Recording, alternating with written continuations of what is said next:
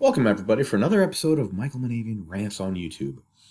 I know everybody's been asking for a video since another rant video ever since that droop and deflection video. Well, it's crazy the amount of stimulus it takes, or the right amount of stimulus that it takes to create the impetus to make a video like this. So, without further ado, and less Latin phrases, here we go. So, on the interwebs, this gentleman had said that in order to make a full shoulder turn, you have to have good mobility and flexibility in 3 areas of the body.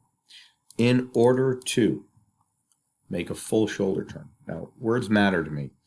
It's not saying it to increase your shoulder turn, to gain degrees of range. He's saying in order to make a full shoulder turn. Therefore, you cannot make a full shoulder turn without having good mobility and flexibility. Haha. Well, I disagree, and here's my data.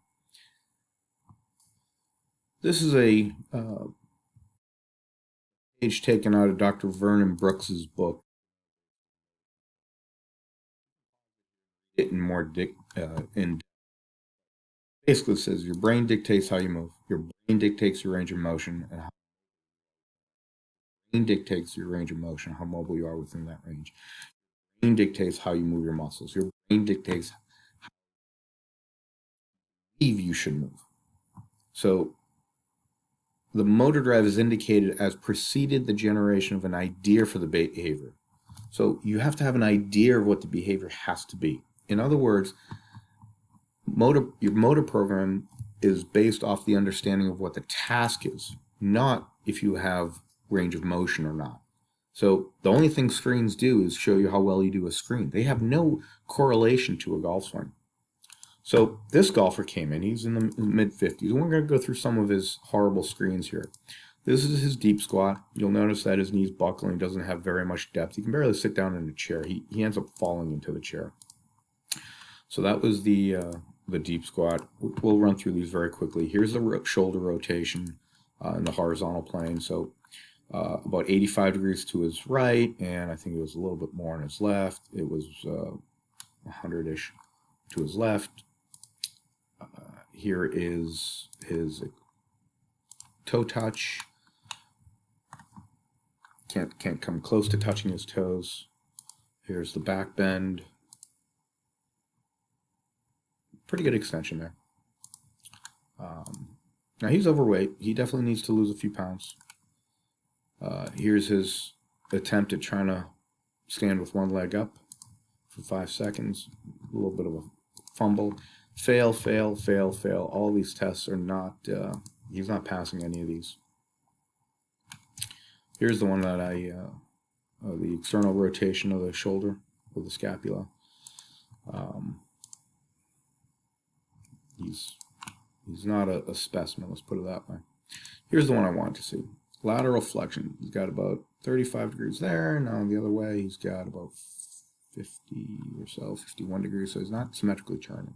So I'm sure that plays a factor in here. You know, we can keep going on with these screens, but I'd rather just get into the meat and potatoes of the golf. Okay, we've pulled up his before swing in gold and his after swing in blue. And I want to highlight here that his before swing, he didn't really have a lot of shoulder turn. You'll notice how he was staying in forward bend to the top of his backswing. If we move this from above, you'll see that his shoulder turn was limited to 76 degrees. He was moving off the ball quite a bit. And then in his after swing, you'll notice that he's able to pivot more centered. He isn't in forward bend as much. His thoracic spine went from 19.83 to only 8.19, so he's more extended at P4, the top of the backswing. You'll see that his shoulder turn went from 76 to 98. His hips went from 50 to 56, and his knees stayed the same. So how was I able to increase his his contralateral rotation relative to his side bend? So, you know, let's overlay these two from face on. You can really see how much his head has moved off the ball. So, you know, in full speed is pretty hard to tell, but if you take it slowly to the top, there's definitely, if we stop at a P3 lead arm parallel, there's definite difference here with his head. By the time we take it to P4, the top of the backswing is even more significant. So he was more rotated from a more forward point without moving his head back. I didn't ask him to rotate anymore. My favorite books out there, Angie, The Physiology of Joint. During lateral flexion, the vertebral bodies rotate contralaterally. And in this sentence here, it says that the automatic rotation, so rotation of the intervertebral discs and the stretching of the ligaments. Lateral flexion increases movement as the disc is wedged laterally. This leads to rotation. So lateral flexion leads to rotation. It is remarkable that these two processes are synergistic and in their own way contribute to rotation of the vertebrae. So getting back to our golfer here, I asked him to move his left shoulder down. He turned more degrees. This is where he dropped the mic on everybody. Is it clear that he's tilted more to the left here on the right, the 152 degrees versus 165? Is it clear that his inclination to the ground went from 59.9 to 64? Is it clear? Because I can do this all day. It's ridiculous, the fact that people think that you need to have mobility in order to turn more. You just need to know what the hell to do. Which brings me to the point where all of those fitness screens that you saw were done after the blue swing. They weren't done before. I didn't need it to know before I had his assessment. As soon as I saw his head moving to the right and forward bend, I knew he needed more lateral flexion and more extension. And I knew those two pieces would increase the turn. Why? Because science, because anatomy, because of biology, because of neuroscience, understanding of the task. If you're a professional in this field, whether it's body mechanics, whether it's golf swing, whether it's club fitting, I don't care. You need to have some data to understand why this is happening.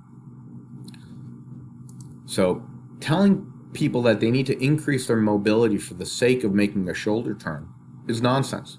This guy can't move, and yet he's able to make a larger shoulder turn because he has a clearer understanding of what the task is. You have a car driving down the street.